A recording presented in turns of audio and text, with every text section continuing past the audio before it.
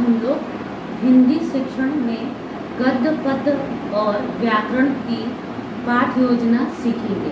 सबसे पहले हम लोग गद्य शिक्षण की पाठ योजना को बनाते हैं, सीखते हैं। इसमें सबसे पहले दिनांक, कालांश और आपको प्रकरण, विषय, उपविषय लिखना होगा। और उसके बाद सामान्य उद्देश्य। सामान्य उद्देश्य वो उद्देश्य होते हैं जो हिंदी पढ़ने से विद्यार्थी के व्यवहार में परिवर्तन आएंगे। तात्पर्य यहाँ पर यह है कि व्यवहार में परिवर्तन से मतलब उनके ज्ञान में बढ़ोतरी होगी। तो जो सामान्य उद्देश्य होंगे वो पूरे गद्य शिक्षण का, कोई भी आप गद्य पर पाठ पढ़ाएंगे उसका एक ही होगा। जैसे कि विद्यार्थियों में शब्द भंडार और सुक्ति भंडार में क्रमशः वृद्धि करना, विद्यार्थियों द्वारा उच्चारित वर्णों, शब्दों और वाक्यों के उच्चारण में शुद्धता उत्पन्न करना, विद्यार्थियों में तार्किक क्षमता को विकसित करना, विद्यार्थियों में वसुधैव कुटुंबकम की भावना को जागृत करना, विद्यार्थियों में रचनात्मक एवं कौशलात्मक शक्तियों का विकास करना। ये तो कॉमन होगा, कोई भी आप गद्य का पाठ पढ़ाएंगे उसमें सामान्य उद्देश्य यही होंगे। लेकिन विशिष्ट उद्देश्य वे उद्देश्य होंगे जो प्रकरण पर आधारित होंगे। जैसे गद्य में अगर हम लोग गांधी जी के बारे में कोई पाठ पढ़ा रहे हैं तो उसमें ज्ञानात्मक, बोधात्मक, अनुप्रयोगात्मक 3 भागों में विशिष्ट उद्देश्य को बांटेंगे। तो ज्ञानात्मक उद्देश्य होगा विद्यार्थी गांधी जी के व्यक्तित्व से परिचित हो सकेंगे। दूसरा बोधात्मक, विद्यार्थी गांधी जी के व्यक्तित्व को समझ सकेंगे, उनके व्यक्तित्व की तुलना अन्य महापुरुषों से कर सकेंगे।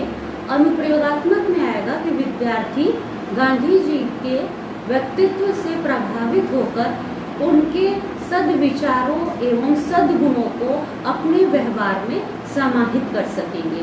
और इसमें एक और होगा अनुप्रयोगात्मक में, विद्यार्थी गांधी जी के बारे में अपनी भाषा में अपने विचारों को लेखनीबद्ध कर सकेंगे। तो ये हुआ ज्ञानात्मक, बोधात्मक और अनुप्रयोगात्मक। तो पहले सामान्य उद्देश्य हो गए, फिर विशिष्ट उद्देश्य हो गए, फिर तीसरा पॉइंट आएगा शिक्षण सामग्री। शिक्षण सामग्री भी 2 प्रकार के होंगे, सामान्य और विशिष्ट।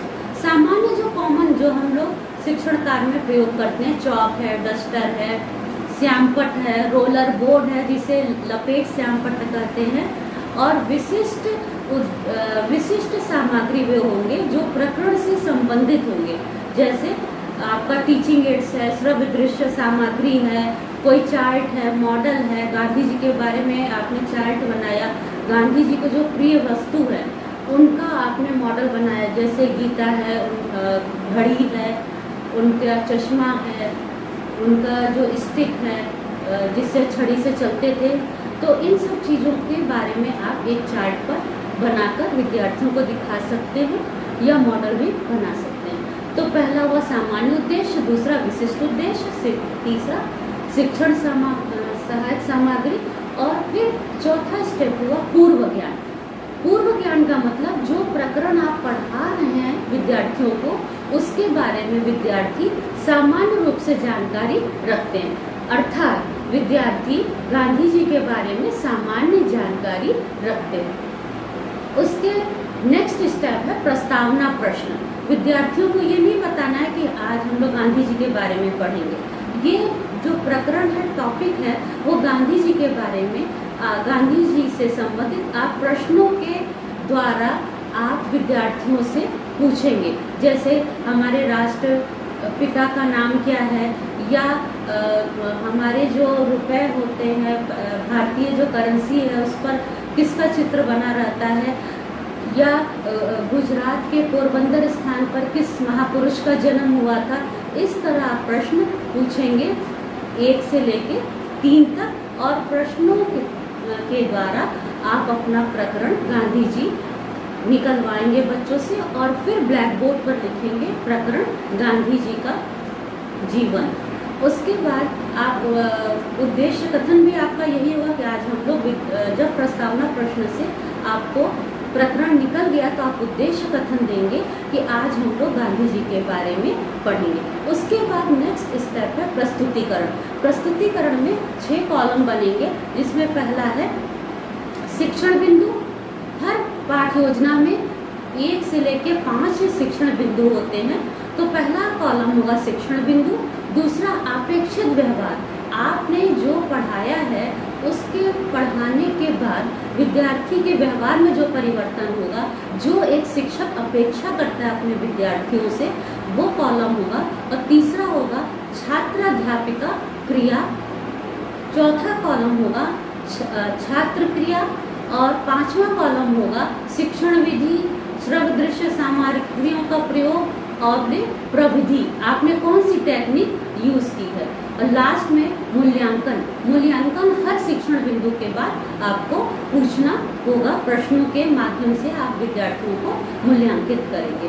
तो एक शिक्षण बिंदु में ये सब पॉइंट्स होंगे। तो सबसे पहला शिक्षण बिंदु में गद्य में पहला आएगा आदर्श वाचन, जो कक्षा में जब शिक्षक शिक्षिका जाएगी तो पाठ जो पढ़ाना है पहला पैराग्राफ उसको खुद वो पढ़ेगी, फिर उसके बाद विद्यार्थियों से पढ़वाएगी, जिसको हम लोग अनुकरण वाचन कहते हैं।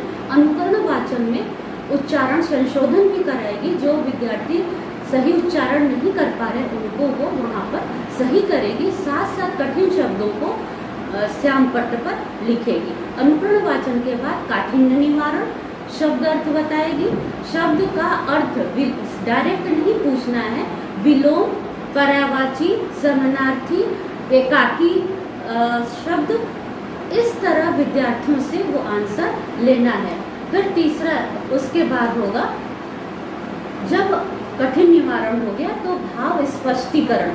भाव स्पष्टीकरण मतलब जो गद्य है उसका गद्यांश का पूरा भाव शिक्षिका बताएगी, और उसके तुरंत पश्चात आप जो गद्य आपने पढ़ा लिखा है उससे संबंधित प्रश्न पूछेगी। उन प्रश्नों को सौंदर्यानुभूति प्रश्न कहते हैं या बोधात्मक प्रश्न कहते हैं। इस प्रकार एक शिक्षण बिंदु समाप्त होगा, मूल्यांकन प्रश्न होगा। शिक्षण बिंदु के समाप्त के बाद पुनः यही पद स्टेप आपको दोहराने पड़ेंगे, और दूसरा और तीसरा शिक्षण बिंदु होगा। शिक्षण बिंदु तीनों समाप्त होने के पश्चात गद्य शिक्षण में मौन वाचन होता है। मौन वाचन के बाद पुनरावृत्ति प्रश्न पूछी जाती है। पुनरावृत्ति प्रश्न के बाद विद्यार्थी को गृह कार्य दिया जाता है। इस प्रकार एक शिक्षण समाप्त हुआ, एक गद्य की पाठ योजना समाप्त हुई। अब इसके बाद मैं एक आपको सैंपल दूंगी और साथ में एक पाठ योजना गद्य का भी आपको बताऊंगी। तो आप पढ़िए, सीखिए और आगे बढ़िए। बहुत बहुत धन्यवाद।